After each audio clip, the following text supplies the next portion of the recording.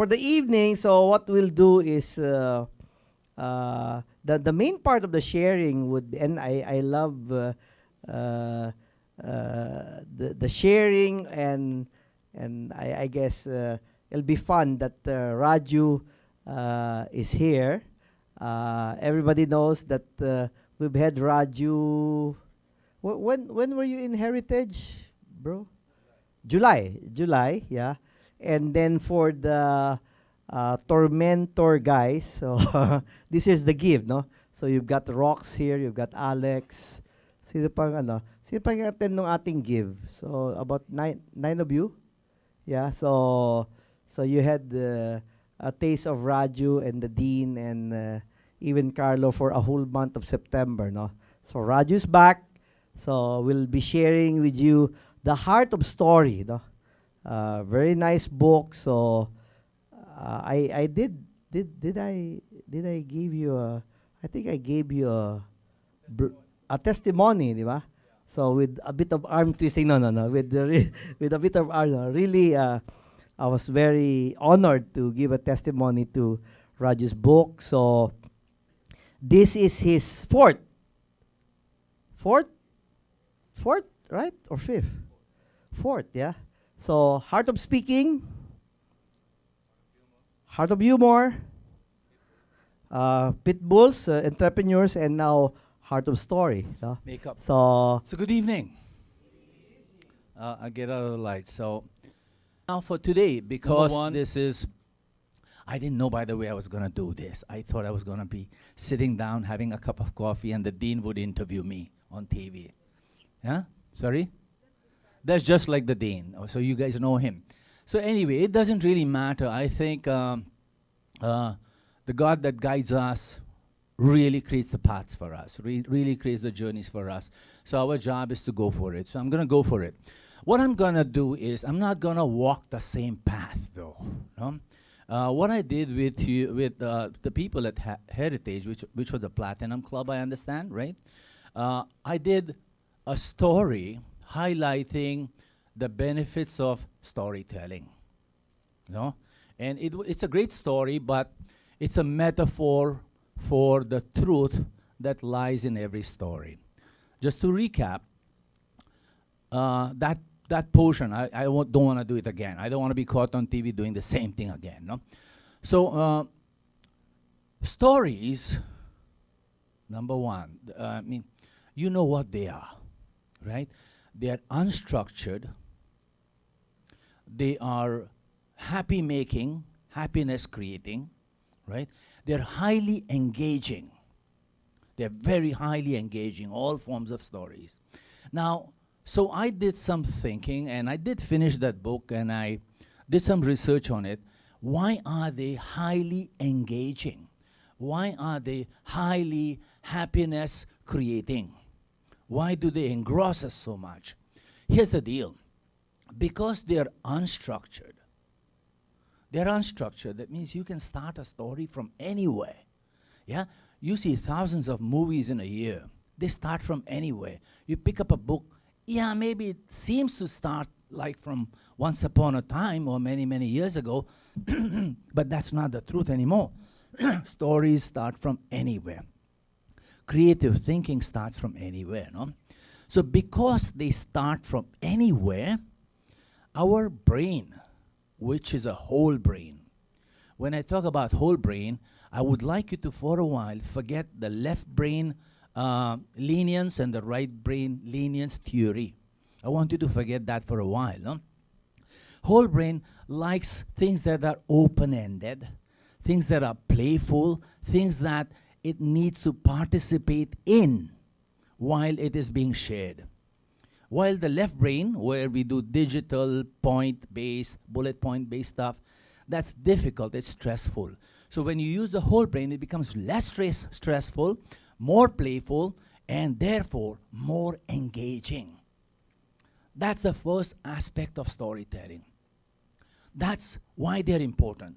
Now, since they are so easy, since they are so happiness-creating, since they are easy to adapt to stick to participate with, we've been living with them ever since we were babies. Ever since we were babies. Now, sir, can you send that blessing that you were fixing for me outside? I confess, I told them the truth. So, ever since we were babies. Now, I was fortunate enough to listen to a gentleman called William Yap or something from Unilab. He's the COO, no? And he claimed, and it kind of, lighted up a bulb on my head. He claimed that the baby's crucial years or his crucial time are the first 1,000 days. And it doesn't, those 1,000 days do not start the day he is born.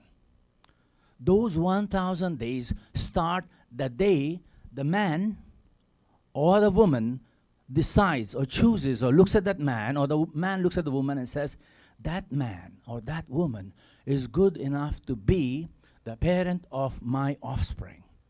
That's when it starts. You with me? So if you look around here and you find somebody interesting enough to procreate with, that means your baby will be born on that minute. Cross my heart. Cross my heart and ask any of these people. I know you guys are now into energy and stuff and quantum science. Ask any of these people, because our life doesn't begin the day we are born. It begins long time before that. Okay, so the first 1,000 days. Now, so as babies who are not yet conceived, we listen to the stories of our mom and dads to be. We listen to their conversations. We listen to their conversations once we are conceived. That means we are being formed. We are listening. Doc Ruth? Okay? You agree? Yeah. Now, because we listen to those cuentos from the time we are born, from the time we are conceived, imagined, or desired to be kissed between the male and the female, all those stories put across a point, put across a message, put across a truth. And these points, these messages, these truths become your belief system, become your values. Now, are you with me? Yeah?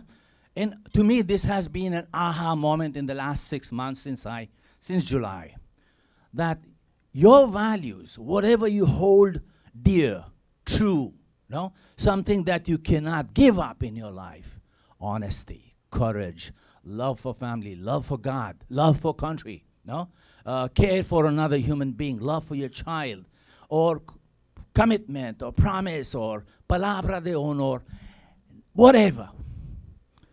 All of them were embedded into your mind, into the soul of your being through stories. Ho, ho, ho, ho, ho. Are you with me? That's how powerful stories are. Because they're easy to blend, easy to mix. So when you're a baby, you're in fluid form, you're in energy form, stories in energy form become a part of you. That's how important they are. So thus, when you're born and people say it's DNA or genes or it's part of his traits, well, where did you get them? You heard them. You felt them. You sensed them. So from that time up, from the time you began to hear, see, feel, understand inside your mommy's tummy, you have been gathering values, accumulating them. Some become really, really strong. Ako ang Pinoy. Right? Kapwa, pakiramdam, or bayanihan, or malasakit. These are values that you cannot peel off from a Filipino. You with me? So that's how powerful stories are, and that's how simple they are to embed into the mind of any human being or any human system. When I say human system, I mean a business setup, an organization, a community, a barangay, a country, or this whole truly rich club. Yeah? So your stories have been building, and that's how easily it can be embedded. Now, think of this. If that is the truth, that means you can change or impact the mind of an individual from the time he's born or even when he's grown up. It doesn't stop, by the way. You might think that, okay, stories impact me when I'm a baby. No, stories impact you every single day, all the time. While walking on the streets, while watching TV, while looking at your mobile, Viber, WhatsApp, or what have you, or Pinterest, kwentuhan yan lahat. And it's changing you every single day. Now, that's powerful. That's extremely powerful. So since July, since you last heard me at the Heritage Club, I have been collaborating with a friend of mine, a guy named Roland Sullivan, and he's a change agent. He's one of the guys, he's one of the top 100 change agents, he claims, in the world. And he's been close to people who started the concept, the theory of leadership. One of them was a guy called Warren Bennis. No? So, and we've been talking about how to create change in organizations. But I realized that you can't just, I mean, the same principles they use in creating change in large organizations, you can do that for small communities, for individuals too. So, here I am. Now, that's the value of what I bring to this evening. And you want to ask me, so that's the why. That's the why, values and truth. No? You want to ask me, Raju, now how do we do this? How do we leverage upon this? How do we maximize this power that lies hidden within cuentos? Yeah? I grew up on Aesop's fables. I grew up on children's bedtime stories, which were, of course, ripped off from the Bible. I grew up on the classics, you know, the Odysseys, etc., Jason and blah, blah. I grew up on them. I grew up in a library. I was fortunate enough because right next to my poor one-room shanty that my family lived in, there was a large library, and I used to spend hours and hours of my summer doing nothing but sitting in the library and pulling out large books and reading them for free. So I was blessed, and I think I'm blessed every single day, even now. So, how do they serve? So, you want to change another human being. You want to change another human being for good, by the way, not for the worse. Yeah? Tell them a story. That's how leaders inspire. And in the story, whatever point you want to put across, it will not be a hard medicine to swallow. It'll be candy which they'll pop inside their mouth. You with me? Cuentos. And in the cuentos, when you use, do not make yourself the bida, because there will be a certain resistance in the change client. You with me? Tell them stories about your failure and about your rise and survival from failure, but don't make yourself FPJ or Dolphy or Erap in your cuento, okay? That's the first part. Changing organizations, this is what I just acquired, how it is done. I wish I could draw, I wish I had PowerPoint, but forget it, I'm going to illustrate it. Now, take a corporation, take an organization, take any business organization, name it. Name one. Any Filipino company. Come on, guys, talk to me. Petron? Petron's not Filipino. Okay, let's take Jollibee, yeah? SM's just become a bit lucky. No, Jollibee's worked for it, yeah? How many Chinese people in the room? Hi, Ruth, how are you doing? And Ruth's lovely sister there. Well, SM got lucky back in 1984, you know, when during the People Revolution or just before that. But okay, it doesn't matter. Now, Jollibee. I had the good opportunity to work with Jollibee about 10 years ago. They had this annual session, and I was one of the facilitators. There were many. And I think we were trying to use story that time. Now, one of the values of Jollibee is frugality. Frugality. They are matipid. And all their leaders like that value. That means they like to be frugal. They like their outlets to be highly clean because they have certain measures on how cleanliness must be kept. No? So I remember those conversations. Now, say Jollibee has two values, just two simple. Frugality and cleanliness. Pwede yan, value, di ba? For a corporation. Now, how do they use it? So what they do, they take those values. These are values espoused, desired by the Jollibee Corporation, by the Jollibee leadership, by the Jollibee management, by the whole Jollibee stakeholders, including you, their customers. Cleanliness and matipid, right? Now, those are the standards they want to achieve, right? Now, all of you run businesses and you know that the standards you set for yourself, you don't achieve them every day. Yes? Yeah? You set a goal, you set your benchmarks, etc. You don't reach them every day. Not all your people jump that bar every day. Tama? Some jump nicely, yeah? A good few of them jump properly. Some of them bump into the bar. Some of them slide under the bar. Am I right? You create a benchmark, some hop over, some catapult over, some bump into it, and some slide under. Yes, that means those values or those standards that we espouse, we don't achieve them every day. Correct? Now, what most organizations do, which is wrong, is that they look at people who slide under, the people who bump into the bar, and they say, let's take those cases and fix those cases. Let's take those cases and let's fix those cases. Let's do problem solving. It doesn't work, because when you take failure in your organization, failure by any individual, and you highlight it and you beat around the bush with it and you talk about it, you expound upon it every single day, it demotivates them. So good change agents, what they do, they take those people who hopped the bar. They catapulted over the bar. Some did it properly. They take those average performances and above average performances every single day, and they said, hey, Mike, how did you do that? Tell us about it. Hey, Pedro, come on, tell us about it. How are you? How do you keep your toilets so clean at Jollibee? Hey, Susan, how do you manage your funding, your expenses, your resources so well that every single day, even though sales are low, your profits are high? You have no wastage, no throwaways, your customers are happy, they buy more. What is it that they do?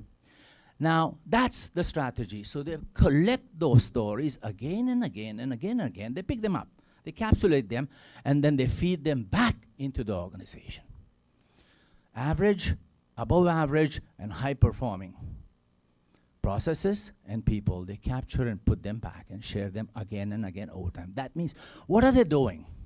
The values that they achieve, they fulfill, the visions that they fulfill, they relive them again and again. That means they strengthen their strengths. They strengthen their strengths constantly using stories, because all those that people do in jumping the bar or doing high performance, those cannot be measured every day, because they are new standards created by them. They can only be shared by cuentos. Does that make sense to you? So now I know many of you here, I personally know you, you're small businesses. Yeah? Hopefully you'll grow into giant businesses someday. That's the way to build your organizations, through storytelling. That's how you change your systems. Brother Bo has been doing it for the Truly Rich Club. You know, I'm not an insider, but from the outside I can tell that's why you're here. Because his stories, his interactions, whatever activities you do, it creates hope for you.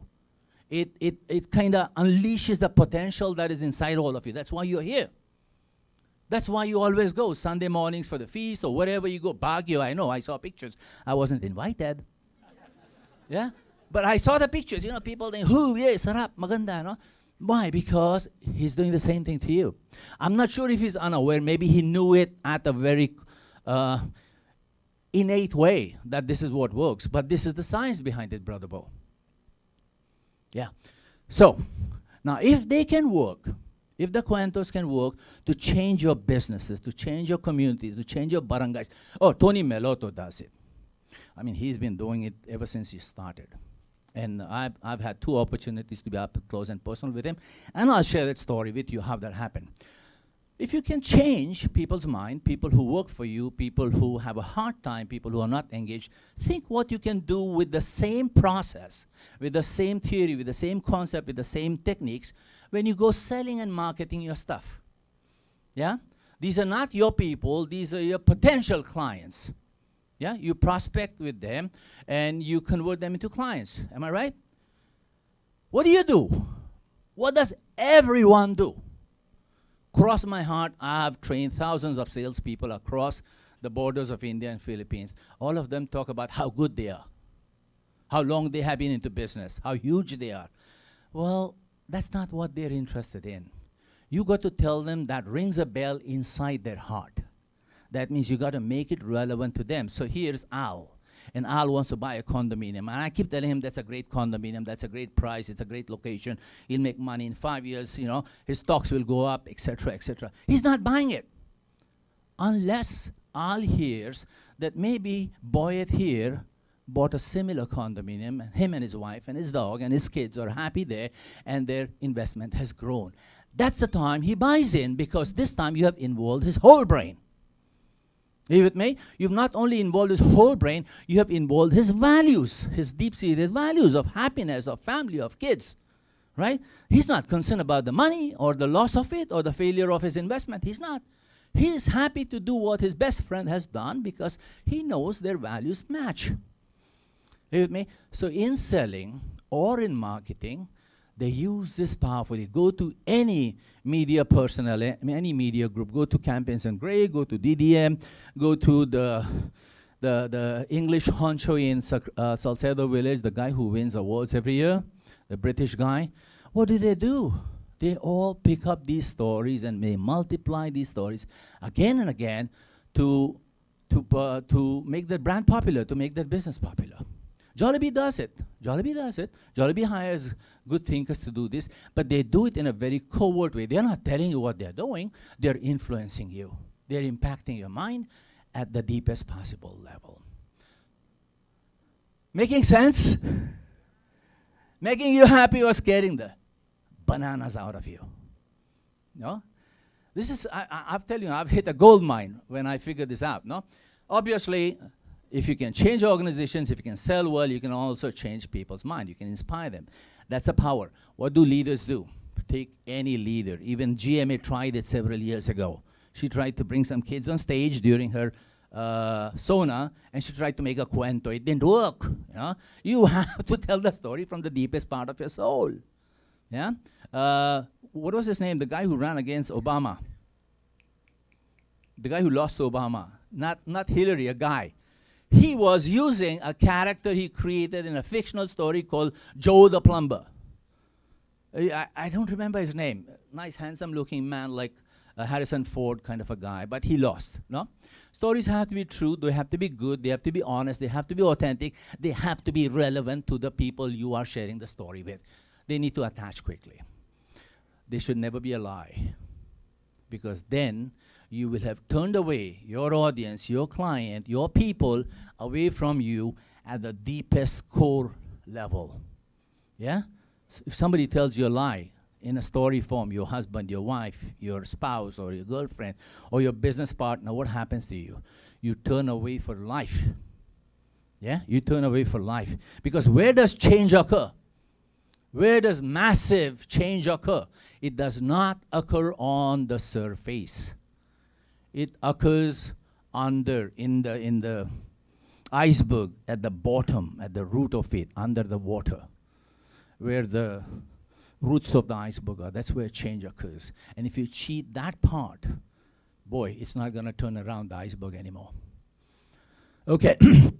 So, makes sense? I don't know how much time I've gone. Did I do my 60 minutes already? Not yet, nah? Okay, so looks like I've done about 40 minutes or 30 minutes. I've lost time. So I want to give you the structure part I shared at the heritage, you know, I mean, how you do it. Boy, you need characters, you need a challenge, you need the conflict, and you need success. You know, you can pick up any storybook, and that's how it is. You can do it any which way, no? But your characters have to be interesting, your conflict has to be challenging, and it has to succeed, it has to put across a point. That's the structure. You can restructure it anywhere. Two things. One, on social media, how you use it. Two, how did Lopez and a group called Fonterra use it? Now, anybody here from Lopez? Group of companies? Small businesses tayo, di ba? Wala tayong big businesses. Nobody here from Jollibee? SM. I love it, you know. Okay, here's what the Lopez group did. Sometime in the mid 90s, they realized that they were growing too big, and their founders, their leaders, Henny, was growing old, and he was the inspiration of the Lopez group. They said, how do we have the same gusto, the same gung-ho-ness in Lopez that we had in the previous decades when our leaders were strong and young, no? So that family. So they said, you know what? We were a good company. We are still a good company, but somehow I think we are losing a handle on things because they're changing so fast. In the last 2 decades, things have changed massively for everyone, no? So the old companies, the old corporations who could not ride the bandwagon, they were challenged. So their communication department, they said, you know what, let's bring back the stories of the past. The leaders whose values were caring for the people, or honesty, or commitment, or innovation, or creativity, when they were doing it, when their businesses were starting, let's get those stories and let's plug them through social media. And not only plug them, but have the main characters in the story tell them through social media. So they picked up those stories, you know, like Throwback Thursdays, etc. They began to deliberately push those stories in the social media, on YouTube, on Facebook, on direct emails, you know, to all their, I think there are 14,000 people across the nation. They began to send these emails, no? Now, in that group, that was one of the challenges. The other challenge was that their whole organization was becoming a younger organization because Philippines, the demographics of Philippines have grown younger in the last 20, 30 years. You know, people, the average age used to be 35, now it's in mid-20s, no? So they had to reach these people too. So they began to plug in their stories, one after another, They began to send it, and they began to create conversations. Of course, Mr. Lopez himself did not sit down and do the communication. He had people doing it, but those were true story. The medium or the people he was using were different. So these stories began to spread. Now, when these stories reach the frontliners, you know, the people on the streets, the people in their businesses, repairing, technicians, engineers, they began to respond. They began to participate. They began to be touched deeply, no? And they began to offer their own stories in return. That, hey, Mr. Lopez, thank you very much for reaching us. In fact, my wife is just pregnant and we are planning on a holiday, or we are doing this, etc., etc. It multiplied. It became alive in the last 10 years. And today, their levels of engagement have gone up several notches in the last decade compared to when they planned to tell the stories, no? Now, not only the engagement is high, it has become so powerful that anytime they want to create any little change, any new innovation, any new process, any new project, it goes through like that.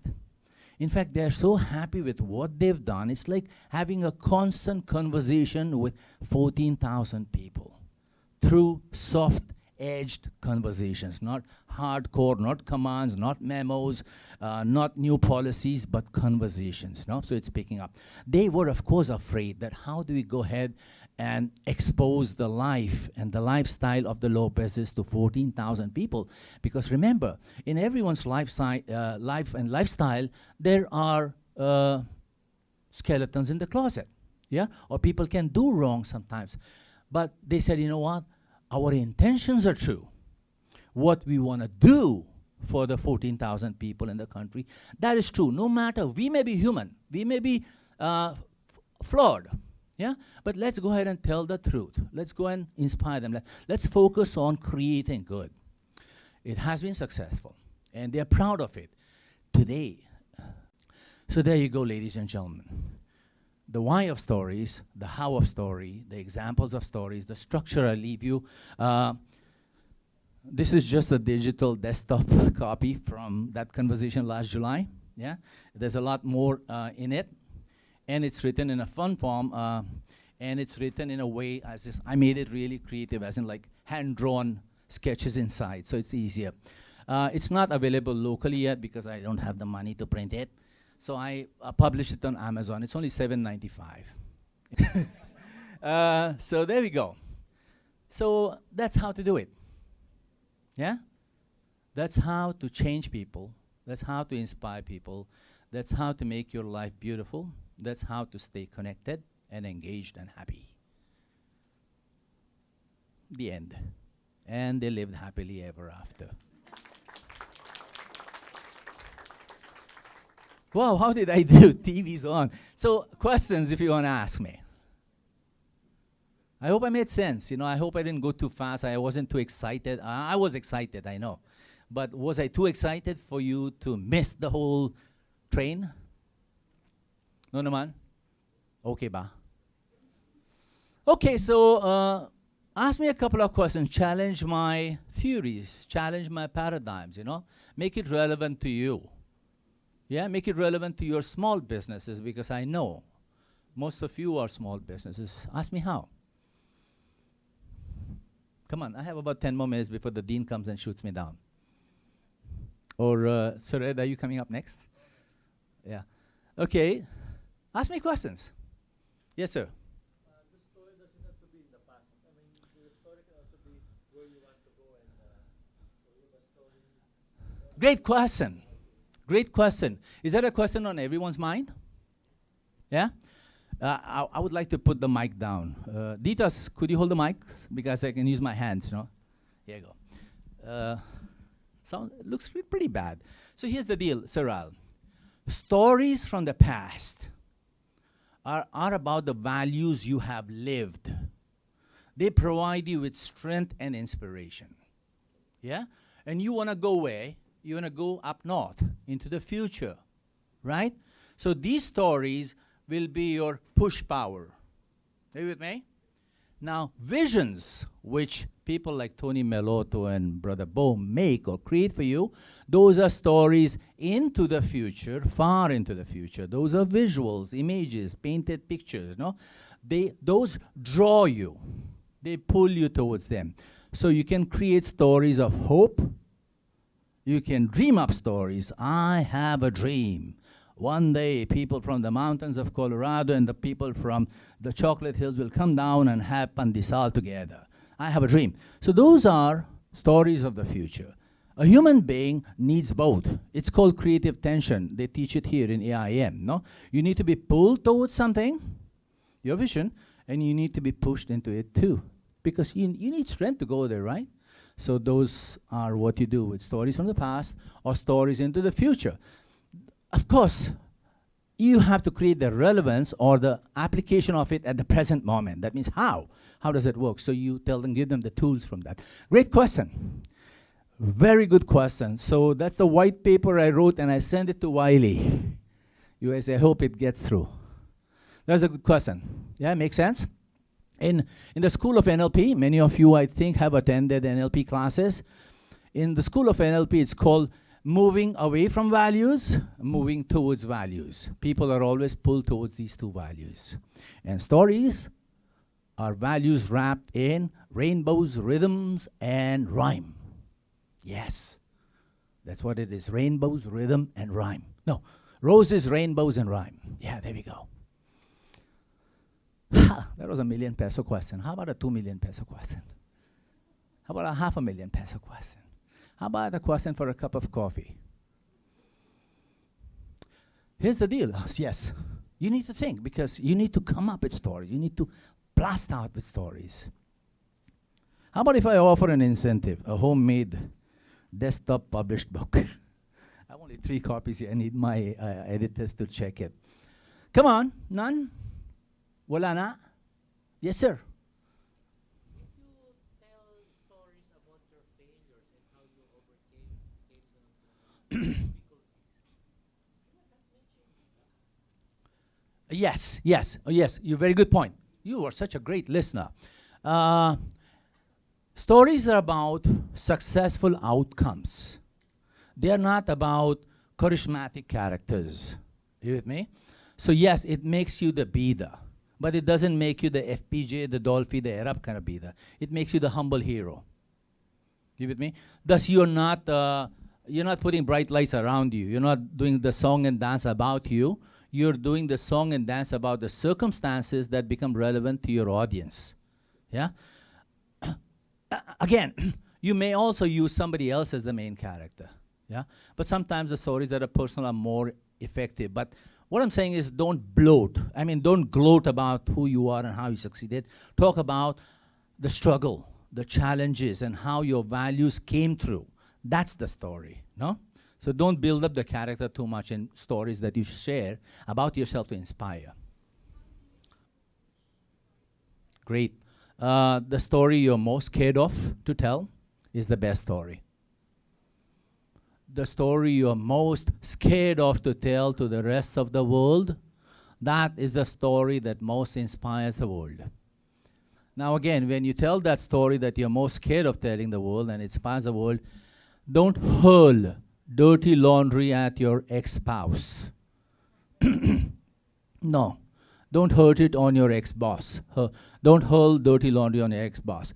Talk about it objectively. Talk about the values that came through, right? Talk about your fear, because that'll make you human in the eyes of your listeners. Yeah? That's the best story. That's the best story. The story is when you were a clumsy idiot, a joker, a dummy, putz, you know. You can talk about that too, because again, it's what you learned and how you overcame the challenge. That's most important. What you learned is the value. How your value strengthened, that is the truth. Stories must have truth inside. So that's the heart of story, the truth inside the story. Okay, Palam, good night. Mabuhay, God bless you. Yeah.